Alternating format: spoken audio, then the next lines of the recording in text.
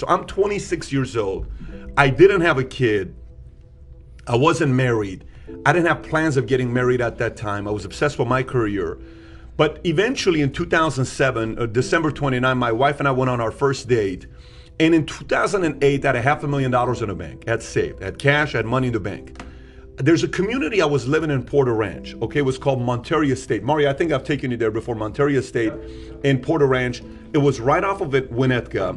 It's 50 homes in this community. Each lot was a minimum of 2 acres. Hulk Hogan lived there. Eddie Murphy lived there. Lou Diamond Phillips lived there. It was a very good community. And I would always drive by this place, and it was gated from both sides. Security, hardcore security, which I love hardcore security in a gated community. And I said, I want to get this place. So I hired my realtor, bring her in. She takes me. She showed me all these properties. There was 3 properties. Rarely is there a home on sale there. We go look at this property.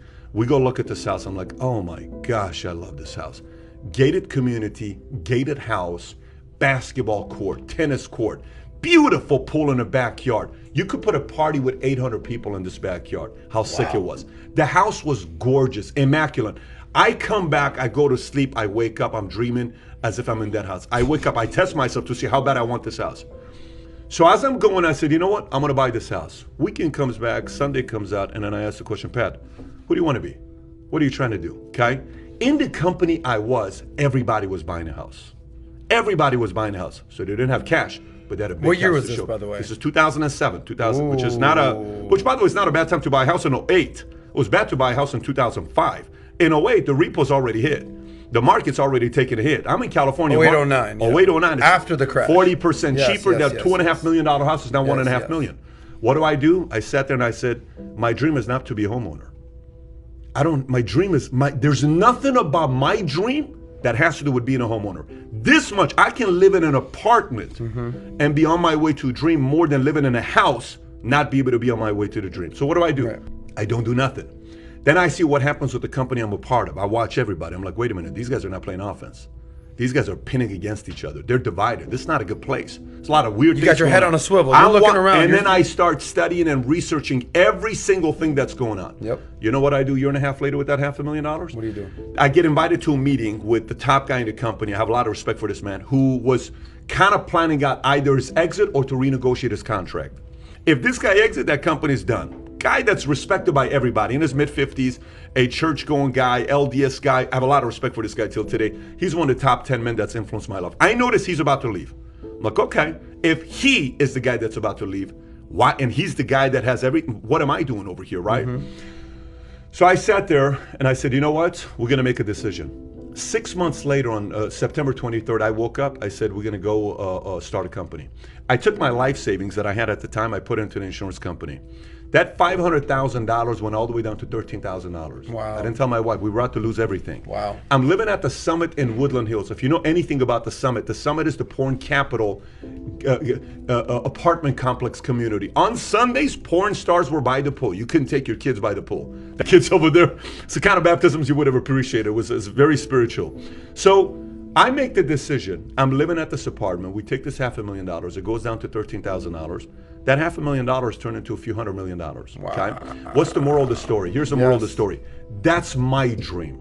That was my dream. So Jonathan Ventura, you may want to watch this video the second time around, have your wife watch it with you. You guys got to make a decision. Is your dream to make your mama and your daddy proud, to say, look at me, mom, I bought a house at 26.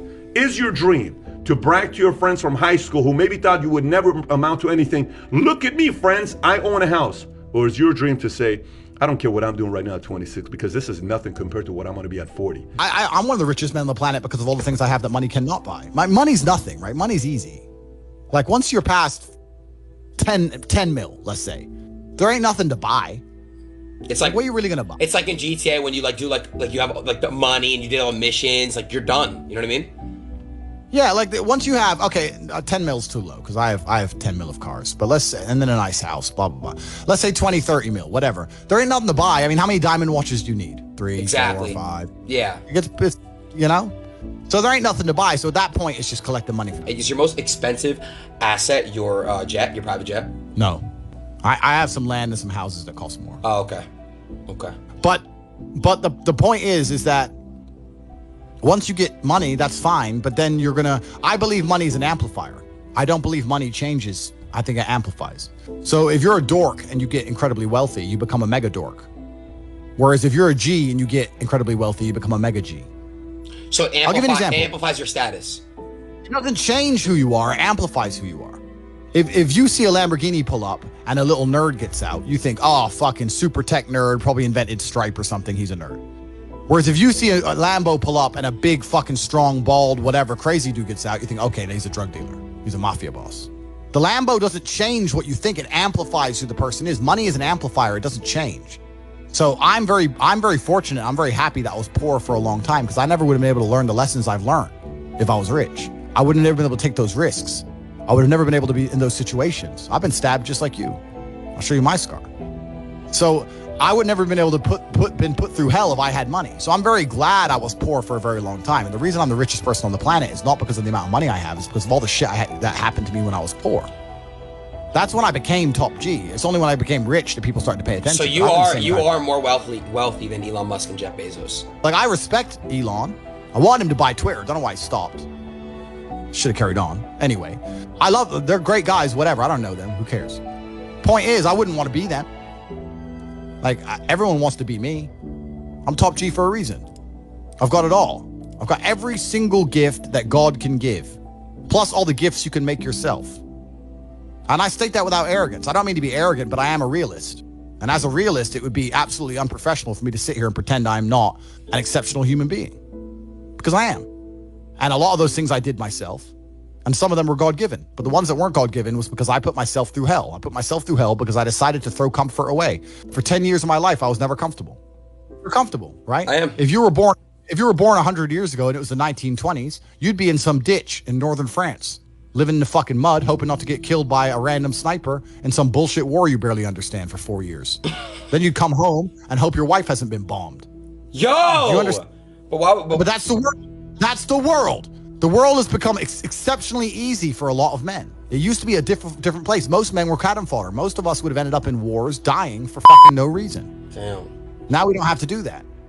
So because we don't have to do that, men think it's okay to just become comfortable now. You're not supposed to be comfortable. You were never evolved to be comfortable. You're supposed to be uncomfortable. Right. And if you make yourself uncomfortable constructively, it's very easy to be anything you want. You talk about GTA, Grand Theft Auto. I know the game. I used to play the old one on the PlayStation 1 when I was a child. Which one? I haven't played any. Which one? You talk about San Andreas? Very first one. Vice City, GTA 3? Yeah.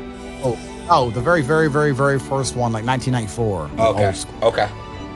But I've never played any of those games, but I find it amazing that people will sit there and spend all their time upgrading that character, making as much money as they can, getting the best guns, getting strong, getting some hoes, meeting important people, getting the best car. They'll do all that in a game, but they won't do it in real life. I find that incredible. Like, my life is GTA. I don't need to play a game for GTA. If I want a gun, I'll fucking buy it. If I want a car, I'll fucking buy it. I want a bitch, I'll get her. It's me. I am GTA. I don't see why people play the games. They play the games because they're scared of loss. Because if you die in the game, you get another chance. If you lose in the game, you get another chance. In life, you get one shot.